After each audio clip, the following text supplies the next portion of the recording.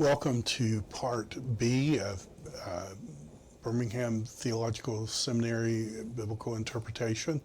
This is Talk 11B, if you will, and we're picking up exactly where we were before when we are talking about interpreting eschatological material, and so we're looking now at the date of Revelation. And when we looked at the eschatological discourse, you could see that there's some evidence that this is talking about the destruction in 70 AD, and some of the material doesn't really look like 70 AD, it looks like the end of the world. A very similar feature happens when we look at the book of Revelation, and it's all tied up with date.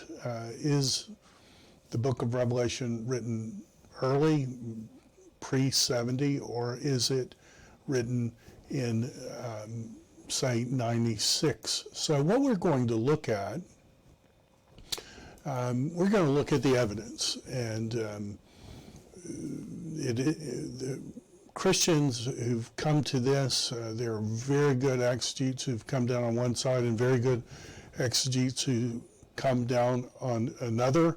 I typically take the early date, but I want you to be a Berean. I want you to look at the material and see for yourself and decide. I tell students I hold this view with an open hand. There's a lot of evidence to me pointing toward an early date, but there's some evidence pointing to a later date.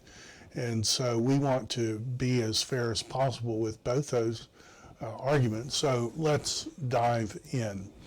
So what we'll look at is, how do I understand the book of Revelation? Was it written pre-70 or was it written in 96? Is it about the destruction of the temple, that is primarily about the destruction of the temple, or is it about the end of the world, or is it somehow about both those things at the same time? And you'll probably recognize that this is the exact issue that faced us as we looked at the eschatological discourse. So what are the arguments for an early date? When you come and you look, what evidence can you forward for an early date? And I think the best arguments would be these, that the beginning and end of the book both start with this statement: these are the things that must shortly take place. That seems very odd if the vast majority of the book comes from a much, much later period and is about the end of the world, everything from 4 and following about the end of the world. That seems odd that the book would start and end with this is what must shortly take place. If it's pre-70, then it did shortly take place.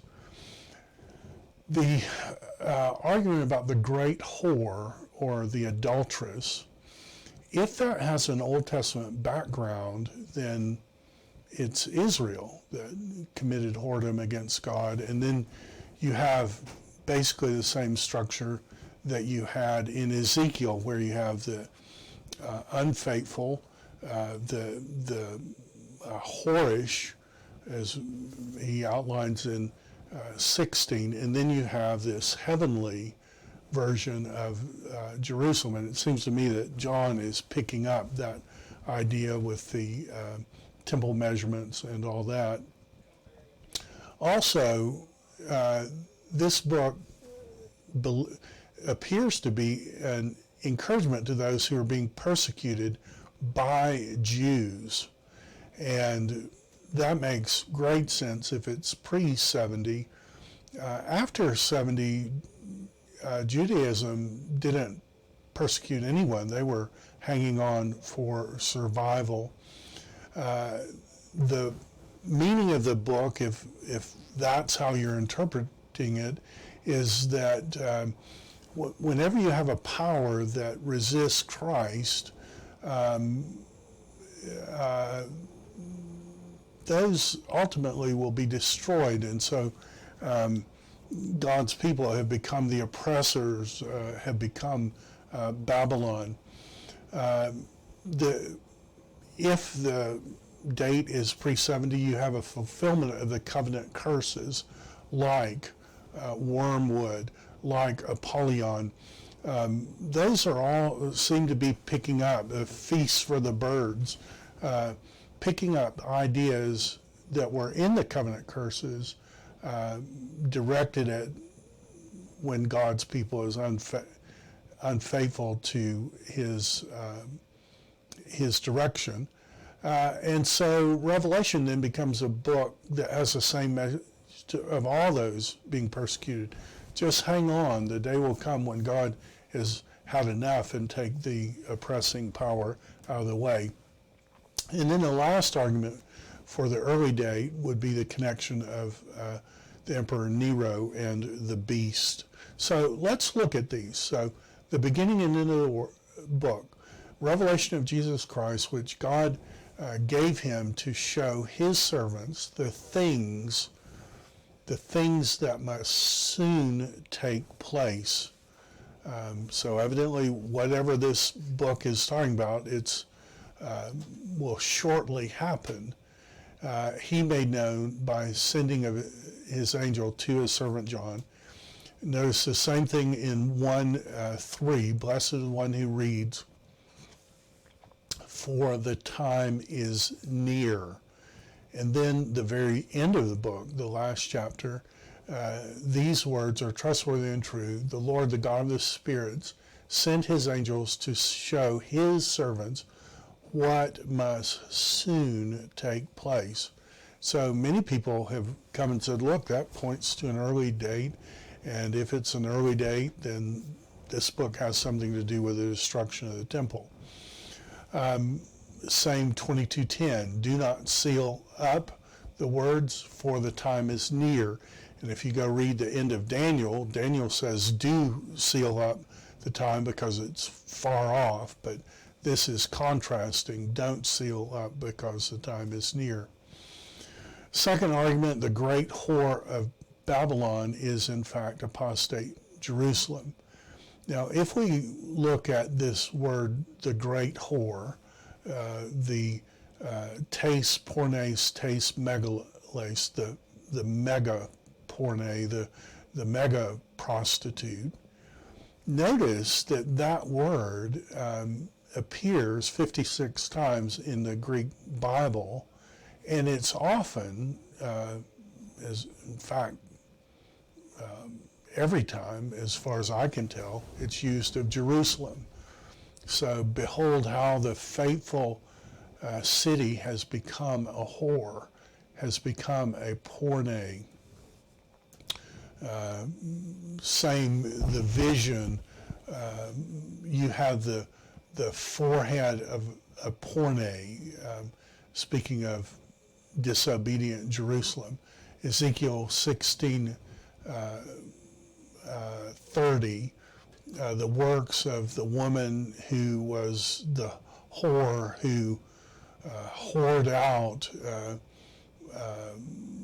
brazenly, who had committed zona against God. Now, to commit zona against God, that isn't talking about fornication. I mean, two unmarried people who sexually sin are fornicating, but when you're talking about whoring, committing adultery, to commit adultery against someone, you have to be married first. And so who is married to God in the Bible? Is it Rome? Was Rome married to God? Or is it, in fact, Jerusalem? So when we look at the great whore, this mega whore, mother of prostitutes, mother of the abominations of the earth, the woman you saw is the great city, He Polis, He Megale. Fallen is Babylon the Great, which made all the nations drink the maddening wine of her adulteries. all right, not her fornications, her adulteries. The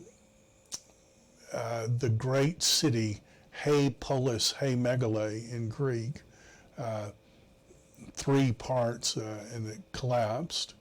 1810, woe, woe, O great city, He Polis, He Megale, Babylon, cry out, the great city, He Polis, He Megale, Babylon will be thrown down. And you might read through all those and say, well, He Polis, He Megale is Rome. Rome is Babylon. The problem comes with the very first use of that phrase, He Polis, He Megale. Their bodies will lie in the street of He Polis, He Megale, the city, the great one, which is figuratively called Sodom, figuratively called Egypt. Well, if it's figuratively called Sodom and Egypt, what about figuratively called Babylon too? And then here we have where their Lord was crucified. Jesus was not crucified in Rome. Jesus was crucified outside the city gates in Jerusalem. So Jerusalem is He Polis, He Megale. And if it's that in the first use, well, what about all these subsequent uses? If you have an early date and it's contrasting this whorish opposer of God, calling her Sodom, Egypt, Babylon, is she being contrasted with the virgin bride, the made of people that God has come to who are plagued with sin, and yet they're turned into the righteous ones transformed by Jesus.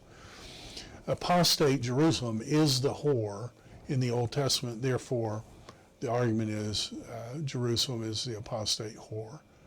Notice that this is meant as encouragement to churches being persecuted by Jews.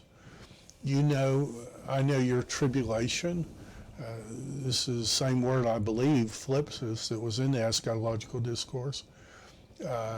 Your poverty, but in fact you're rich. And I know the slander of those who say they are Jews. That is, outwardly claim to be Jews, but they're not real Jews, because Paul, Romans 2, to be a real Jew, you have to have a transformed heart, as Ezekiel 36 says. Behold, I will make those of the synagogue of Satan who say they are Jews and are not, come and lie. I'll make them come and bow down before your feet, and they will learn that I love you. These apostate Jews were saying that God hated the Christians, and God is saying no, that true Judaism is the Jews who follow Jesus, and then all the Gentiles who are welcomed in. Notice that this book is written to 7 churches, 7 specific churches in Asia Minor. It's probably John is in this penal colony on the Isle of Patmos, exiled from Ephesus where he ministered. And then you probably have the delivery route, Ephesus, Smyrna, Pergamum, Thyatira, ending up in the mountain church of Laodicea. Here you can see the phrase Polis, He Polis, He Megale.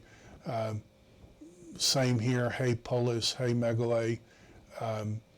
They have shed the blood of the saints. Now that is true of Rome, but there were no prophets killed in Rome. In fact, the Bible says prophets must perish in Jerusalem, and so this is talking about apostate Jerusalem. Was it Rome that killed the prophets, or Jerusalem? John writes, then I was given a measuring rod like a staff. I was said, told, rise, measure the temple of God. Well, that's exactly what is being done in Ezekiel, and Ezekiel contrasts the disobedient, profaned earthly temple with the true temple. And it was measured in Ezekiel. Now it's measured and it's much, much bigger. They have shed the blood of your saints and the prophets. You can see those. And then we have this statement of Nero as the beast. Well, let's look at that. Well,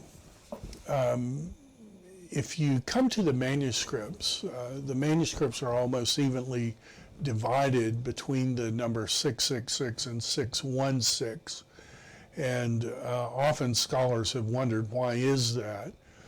The best explanation comes from the text critic Bruce Metzger, who says the Greek letters were used as numerals, and the difference between 666 and 616 is merely the change of kasi to an iota.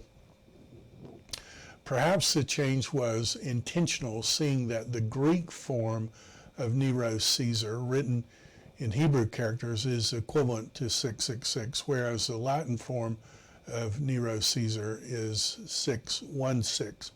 Well, you say, what in the world does that mean? Well, in the ages before the Arabic numeral system, people used their alphabet to express numbers, and societies that do that are called, they use a thing called gematria. In fact, I was just looking to see if I had it here, but in the years before computers, you could get a book. I've got a book, a concordance, Evan Shoshan, where the numbers are written in gematria. And so I remember, sitting there and going Aleph, Beit, Gimel, Dalet, Hey, Vav, Zion, Het, Tet. Okay, that's 9. And in a society that uses gematria, words have intrinsic numbers.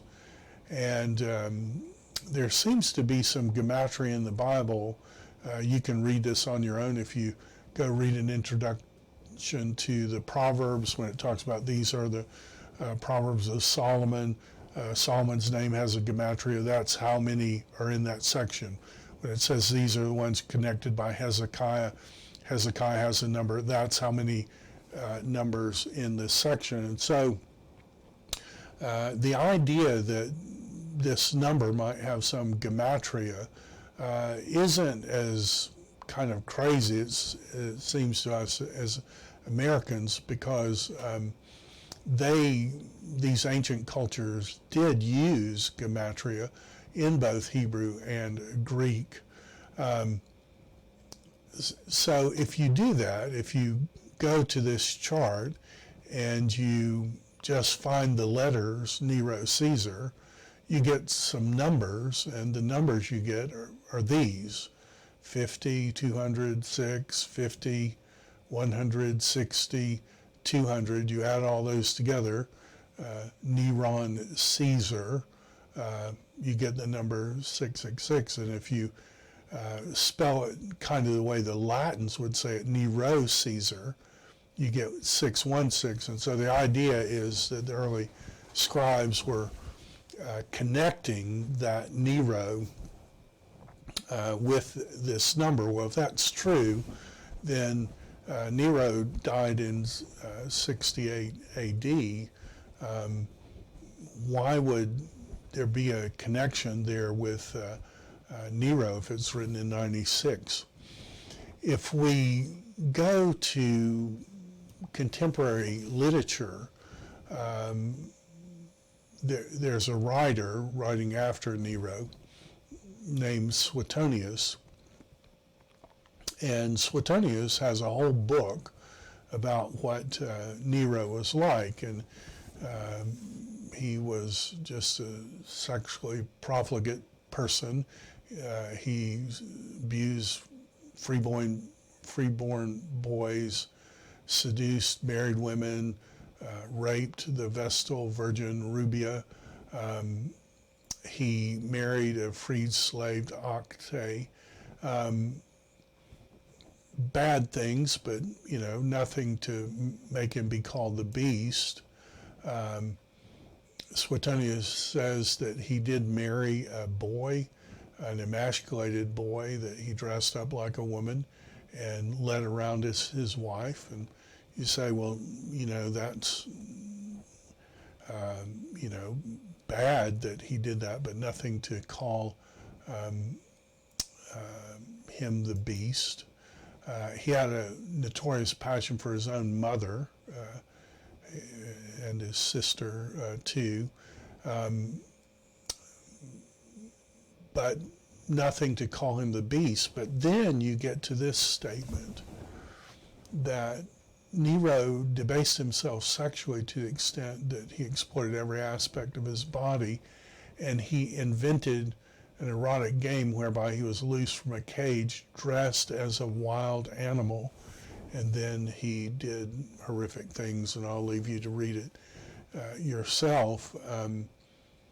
So here's a person who is so just out there in terms of sexual debauchery that he dressed up like a wild animal. Well, would you call somebody like that the beast? Well, I don't know. Maybe you could, if there's a connection between 666 and the beast, then perhaps that points to an early date. You do have this statement in 17:9. This calls for a mind of wisdom. 7 heads or 7 mountains on which the woman is seated. Jerusalem got her power from Rome. This would be an apt image. And then it says 5 of them have fallen. One is, another has not yet come. And when he comes, he must remain a little while. As for the beast that was and is not, it is the 8th and belongs to the 7th, and it goes to destruction. Well, it depends on how you count these, but if you count with Julius Caesar, the first emperor, then you end up the 6th being Nero. The Civil War happens, and then Titus eventually is the general in charge, Vespasian's son, who is the one who sacked Jerusalem. And when he sacked Jerusalem, he went in the Holy of Holies, and when he led his triumph, the literature says that he did all kinds of abominable things to particularly the Torah that he had taken out of the temple. Well, some of that may have a background in some of the imagery in Revelation. Of course, you don't have to start with Julius Caesar. Augustus is the first one truly emperor, called emperor. And if you do that, you would end up with Domitian. But you can see how you work through this list is going to be very important in terms of understanding what this verse is telling us. Now, what are the best arguments for a late date? I think most scholars would agree that the late date is the position of the overwhelming majority, at least today. Maybe not in antiquity, but at least today. The argument is that emperor worship would better fit in Domitian's time than in Nero's time, that the persecutions are more apt in Domitian's time than Nero's time. Some argue that there's some kind of Nero come back to life myth in Revelation. That would make more sense if it's Domitian, perhaps. Many have argued that the churches are too developed to be that early, so soon after their finding. I think this is a pretty fair comment from Greg Beale, very good scholar, who writes, Sweet's conclusion, Sweet is a commentator on Revelation. Sweet's conclusion about the issue of Revelation's date reflects a balanced judgment. And so Sweet said, to sum up, the early date may be right. When you look at the internal evidence, what we've all looked at, yes, you can make that case for early. But then Sweet said, but it's not sufficient to overweigh the firm tradition that stems from Irenaeus. And what Beale and Sweet are pointing out is that Irenaeus, who's writing maybe 180 or 190 AD, he writes this: we will not, however, incur risk of pronouncing positive as to the name of Antichrist, for if it were necessary that his name should be distinctly revealed in this present time, it would have been announced by him who beheld the apocalyptic vision. For that was seen no very long time since, but almost in our day, towards the end of Domitian's reign. Clearly connecting something with 96 AD. We don't have the original of Irenaeus's writing, we just have the translation. And there is some debate about exactly how to translate it. Was it John was seen, or was it Revelation was seen? But you see that that's early evidence, Irenaeus. And so what you have is you can make a great case from the internal evidence. This is somehow 70 AD. You can make a great case from the secondary literature that this is in Domitian's reign. And long story short is maybe we don't have enough evidence yet. And so what I want you to do, now that you know the issue, go through and read it. Read it both ways. Read it asking yourself, is this talking about the destruction of the temple? Look up the Old Testament passages and to see, does that really make sense? And I trust you to be a Berean.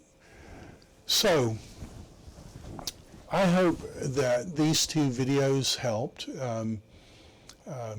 You can just email me and let me know when you've watched both videos, and I'll count that for Thursday's attendance. Thank you for letting me do the videos so that I can have the speaking engagement that I double booked for our time. And I'll look forward to talking to you next time. See you then.